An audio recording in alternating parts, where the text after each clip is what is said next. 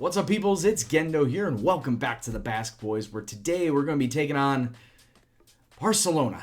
Yeah, it's going to be rough, but hopefully on the back end, we're taking on Zorya, and that should be a nice, easy win for us in the Europa League. But before we get into those matches, let's take a look and see how we've been faring domestically, as well as the other match in the Europa League. And since our last double live con, we have played 4 league matches, and as you can see, 2 wins, a draw, and a loss. Very unfortunately, though, the loss coming against Real Sociedad, who apparently are our biggest rivals here in Bilbao. 2-1 was the final, Raul Garcia being the only goal scorer for us, coming away with an equalizer at that point in time. But this match was pretty much dominated by Real Sociedad. We could not get in anything edgewise, and they deservedly come away with a win. But following that, 7 points in the next 3 matches, a strong 3-0 victory versus Deportivo La Coruña. Araso Susaeta and Sabine come away with goals there. 2-1 versus Sporting Gijón, a little bit suspect since Sporting Gijón are sitting in the relegation zone right now, but Sabine and Araso coming away with goals again there.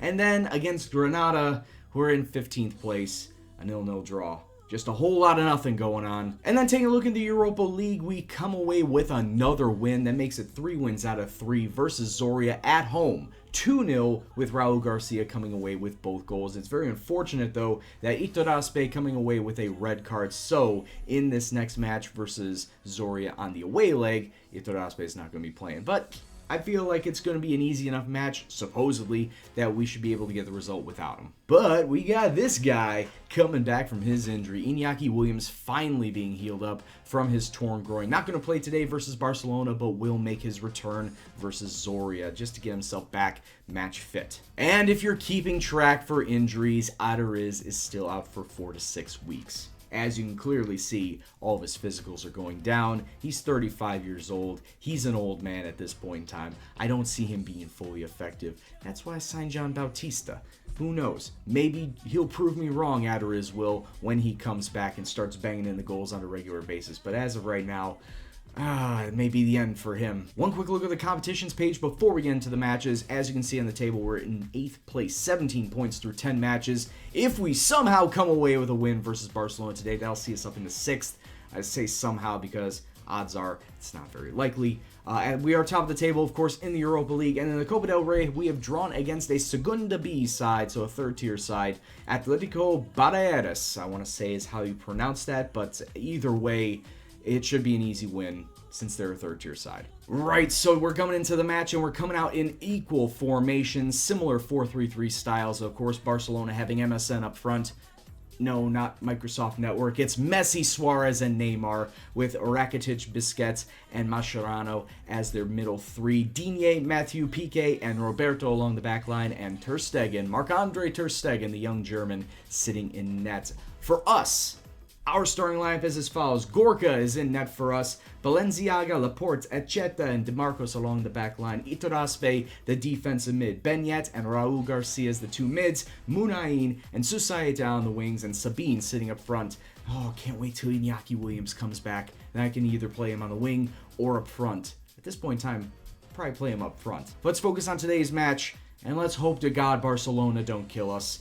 Let's kick off and see what happens. I mean, we all knew that we were going to come across the buzzsaw one of these days, and it just so happens it's today in the 4th episode. Like I said, can only hope for the best. Well, it doesn't help that we make our own mistakes. It really doesn't. I mean, it's bad enough thinking we were probably going to lose without making these type of dumb mistakes, but when we're just giving these guys goals, that's just unacceptable. Not even 90 seconds later, though, and we are on an attack of our own. DeMarcos cutting inside, gets it through. We'll try to get it through. Oh, we have it back. Iturraspe, Raul Garcia to Munain. Some great passing. Sabine gets it through to Munain. Oh, just past the post. Not a bad effort. Free kick for Barcelona now. Good clearance away. DeMarcos out to Sabine, and we have numbers. It's actually a 3-on-2. Oh, look at Barcelona's speed, though, as they get right back into position, though. Sabine, Susaeta, it's bouncing around the box. Raul Garcia just taking a crack out of nowhere, and instead, it goes out for a corner kick. Let's be honest here. Raul Garcia was just snatching at his chance.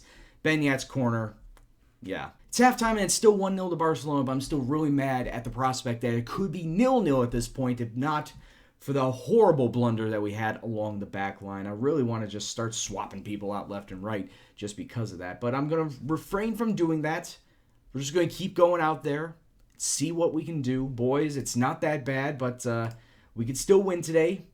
Give them false hope, think that we can still win today.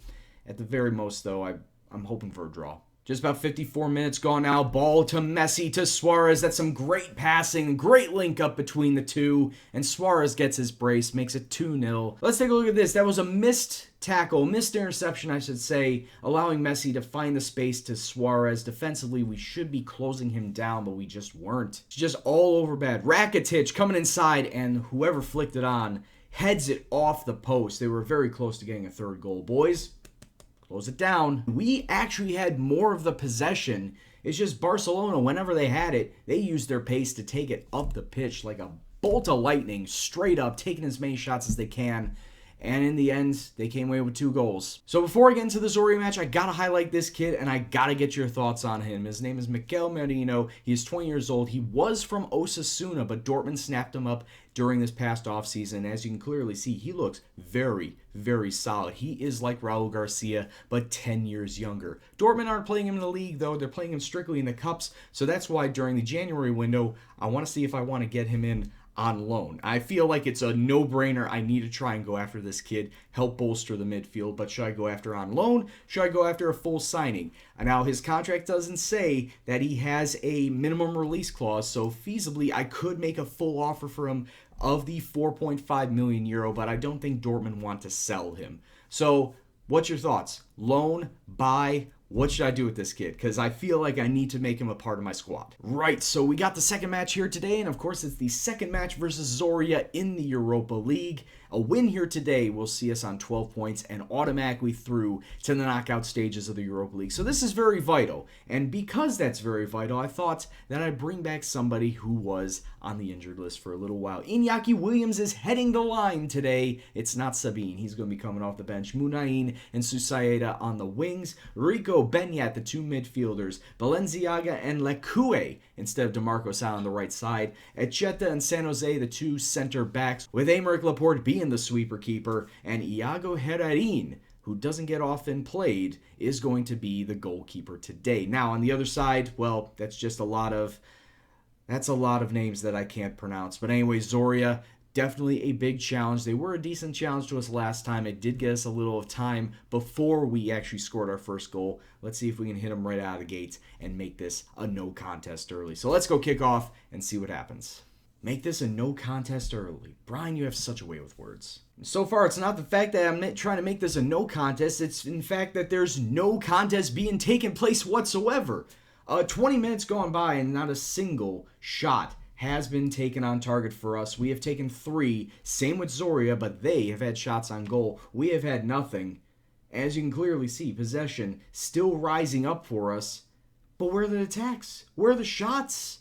We're just doing nothing here. So it's coming to halftime, and boys, I have no idea what you're playing at, but no shots on target through the entirety of the first half. That's unacceptable. And against this team in Zorya, maybe it's because we've traveled out to Ukraine. I don't know. Whatever it is, these guys need to turn it around. They are playing piss poor out there. I mean, it's nice that we could possibly get a point out of this, but what's the point? Seriously, we need to get some shots. We need to get some goals. I want wins. Here we go. Susaeta. Ask and ye shall receive. And it's now 1-0 to Athletic Bilbao. Susaeta, thank you for not making me go mad in rage. Fun fact, versus Deportivo La Coruña, same goal. A really good shot from the top of the box. And he does it again here versus Zorya. Thank you for putting us in the lead, my man. Now the highlights are starting to pour in. 63 minutes on it. Echeta from the top of the D. What a strike, my son. A great goal. Doubles the lead for Athletic. Fun fact also, 2 shots on target. Both of them have been goals. So, see, just need to calm it down a bit. Oh, what a great shot. Right-footed, top right corner. Can't get any prettier than that. Well, I do gotta say, at least it was nice to see some goal highlights in what turned out to be an absolutely dreadful match. We did come away with the win in the end. 4 wins out of 4. That is automatically going to get us through into the first knockout round of the Europa League. There it is. It's pretty much official at this point. You can just go back out to the front and show that we get the 360,000 euro for getting a win.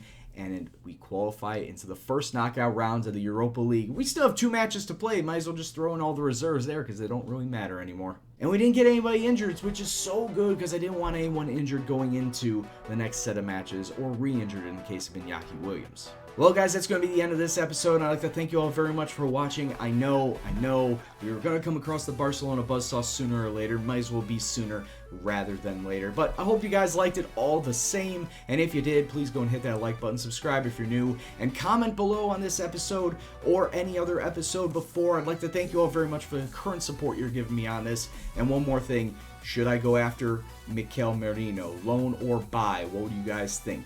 Anyway, guys, as always, this is Gendo, and I'll see you in the next video. Take care, and peace out. Barcelona Buzzsaw. Sounds like a cool band name.